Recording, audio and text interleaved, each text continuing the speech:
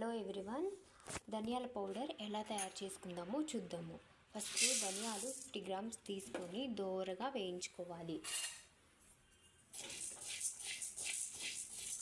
ఇవి కలర్ మారేంత వరకు వేయించుకోవాలి. మనకి ధనియాల్లో ఉండే పచ్చివాసన పోయేంత వరకు వేయించుకొని అందులోనే నేను 2 బిర్యానీ ఆకులు, ఒక దాల్చిన చెక్క, 10 మిరియాలు,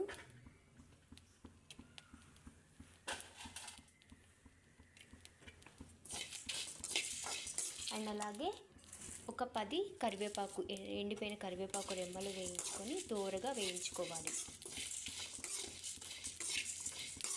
మనకి కలర్ మారేంత వరకు కొంచెం దోరగా వేయించుకుంటే ఆ పచ్చివాసన పోయి చాలా టేస్ట్గా ఉంటుంది. చూడండి, మనకి ఇప్పుడు కలర్ మారాయి. ఇప్పుడు మనం స్టవ్ ఆఫ్ చేసుకొని వీటిని మిక్సీ జార్లో వేసుకొని ఫైన్ పౌడర్ చేసుకోవాలి. చేసిన ఈ పౌడర్ని ఒక డబ్బాలో స్టోర్ చేసుకుంటే మనకి ధనియాల పౌడర్ రెడీ.